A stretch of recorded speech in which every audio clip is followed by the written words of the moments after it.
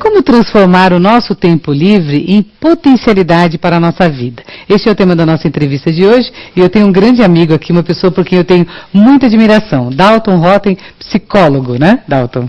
Tudo bem? Tudo ótimo, né? Com a sua presença melhor ainda, né? Obrigado. Iniciando aqui esse ano novo, né? Eu espero que esse ano seja fabuloso para você em todos os sentidos, para você, para sua família e para sua equipe com esse belo trabalho que você faz aí, ajudando as pessoas. Muito obrigado, e para vocês também. Fazem também um trabalho muito interessante. Bom, vamos fazer então essa parceria hoje aqui para ajudar as pessoas que estão na terceira idade, que têm dúvidas então sobre como desenvolver os seus potenciais para a vida. Na terceira idade, aí, por conta da aposentadoria, algumas pessoas veem o tempo livre como uma coisa negativa. Agora eu tenho tanto tempo e não sei o que fazer dele.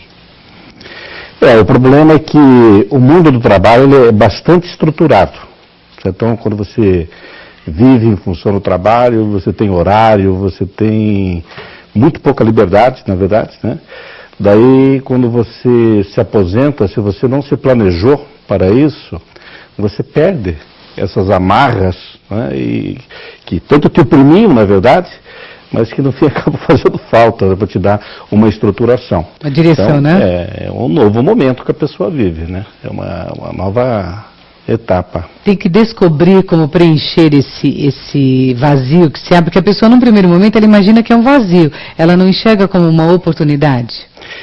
O que acontece? Você pergunta para algumas pessoas já próximas da aposentadoria, elas estão ansiosas para se aposentar. Por quê? Porque o mundo do trabalho ele se transformou em um mundo muito opressivo, com prazos, né, com exigências acima do que as pessoas estão prontas para atender. Uhum. Certo? Então, o trabalho humano ele é necessário por várias razões. Primeiro, claro, é desta forma que a gente produz os insumos necessários para as nossas vidas, quer dizer, a agricultura e toda a produção que está em torno do trabalho e que a gente vive disso. O trabalho também ele é uma das principais fontes de atividade, porque nós temos um tempo, nós temos 24 horas. O que nós fazemos nessas 24 horas? Então, uma das formas que o ser humano inventou para passar o tempo é trabalhando. Só que isso aí foi se transformando de tal maneira, certo? Que ele virou um mundo opressivo. Para você ter uma ideia, estatísticas nos Estados Unidos dizem o seguinte, 2/3 da população trabalhadora americana diz que o trabalho ele é um fator preponderante no nível de estresse que ela suporta. Então, isso... Pois é, então. Daí você pergunta, bom, daí a pessoa se aposentou, ela estava ansiosa para se aposentar e de repente sente um vazio. Por quê? Por causa dessa falta de estrutura. Então, a aposentadoria, ou essa fase, não necessariamente a aposentadoria, mas a fase da terceira idade, onde você não tem obrigações do tipo que o trabalho te impõe, de ter que levantar amanhã cedo, obrigatoriamente segunda, né, todos os dias. Um período muito longo você fica ali, né, naquele trabalho também, né? Muito longo. E interessante você falou, e ocorreu um outro aspecto. Então você veja quanto é importante a pessoa gostar do trabalho que faz. Certo? Da atividade que faz, para a gente pegar agora, né, a ligação com o nosso tema na terceira idade. Então é o momento de você parar e pensar o que você gostaria de fazer da sua vida. O que te dá prazer, aquilo que realmente é um anseio seu e não uma exigência da sociedade. Porque, por outro lado, é essa exigência da sociedade. O que você está fazendo? Está fazendo muito? Está fazendo pouco? Então, essa produtividade que é exigida de todo mundo, sabe? Isso também não é correto. Isso é uma opressão, isso é opressivo. Bom, você não está produzindo nada, não é isso? Então você não está no mercado de trabalho. Então, peraí, então você não tem valor. Não é nada. Não, isso é uma mentira, certo? Quer dizer, isso é um engano. Então, penses assim, bom, o que eu gostaria de fazer da minha vida? Nesse momento, onde eu tenho mais liberdade para escolher.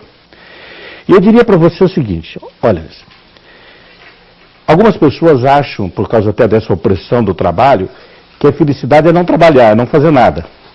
Certo? Então, a felicidade é o prazer e você ter tempo ali para não fazer nada. ócio, vamos dizer assim. Olha, pesquisas recentes da psicologia positiva mostram que a pessoa é feliz quando ela realiza verdadeiramente o potencial dela. Onde? Em qualquer área da vida. Uma delas pode ser o trabalho. Outra você pode realizar na família, com seus amigos, nas suas vizinhanças, na sua comunidade. Certo? E então, inúmeras oportunidades você tem de exercitar isso, esse seu talento.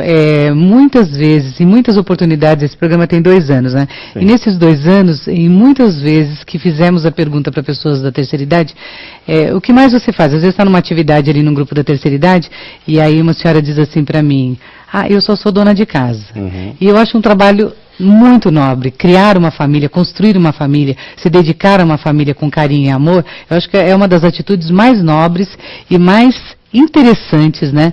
Mais importantes que eu acho que uma pessoa pode executar. E se ela fizer isso com alegria, se isso der um sentido à vida dela, isso é muito legal, né? Sabe o que acontece? Muitas pessoas fazem isso como se fossem obrigadas.